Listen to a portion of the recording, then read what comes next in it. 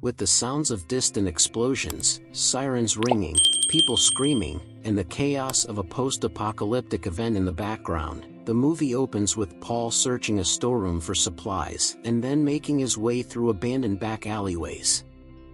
He curls up in a quiet place with his two baby boys, telling them that everything will be all right.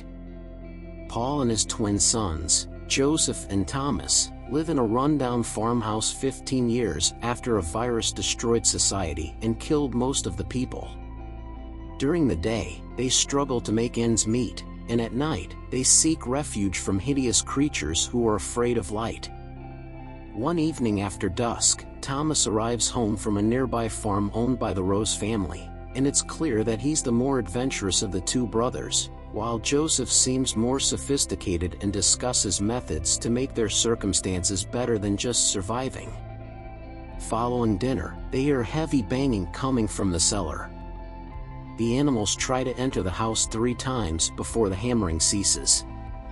When Paul discovers large holes in the cellar door's exterior the following morning, he makes the decision to strengthen it. Paul assists Joseph in repairing the engine of the off-road utility buggy he has been working on in the barn, as Joseph discloses. Paul sends both of his sons to rescue some wood so that the cellar door can be reinforced after teaching Joseph how to operate it. In order to go home with Charlotte Rose, Thomas, who is secretly in love with her, asks Joseph to meet him later on the route that leads to the Rose farm. Thomas leaves his brother in order to visit the Rose farm. Thomas trips over a crack on his way back from the Rose farm, goes into a cave, gets knocked out, and becomes asleep.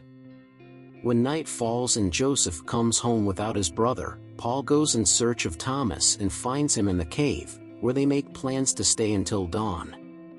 Later that night, when a group of monsters gather beneath the cave's rocks, Paul ignites a flare.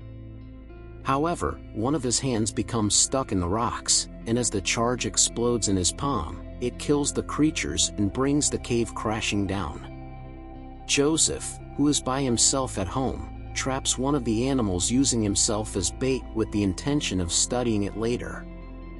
He finds Thomas and Paul, who is critically hurt and unconscious, while driving the buggy in the morning and brings them home. Because Paul can't survive without medicine, Thomas demands they take their father to the Rose farm, where better care may be given. However, Mr. Rose and his spouse declare that while they are ready to let Thomas remain on their property, they are unable to provide him with any medication. Paul and Joseph head back home.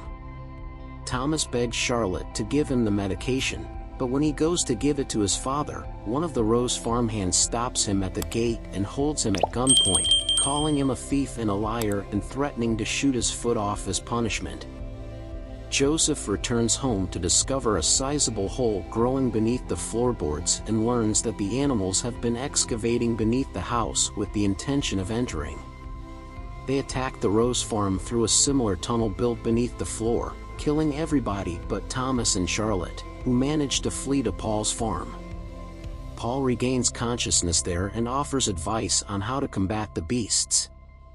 Joseph begins setting up a trap with the intention of detonating multiple fuel gallons as a makeshift firebomb. Paul locks the door behind them and, risking his life, keeps the creatures off until the bomb bursts, giving the brothers and Charlotte additional time to get to safety. The following day, Charlotte, Joseph, and Thomas left to see whether any of the other nearby farms had any survivors.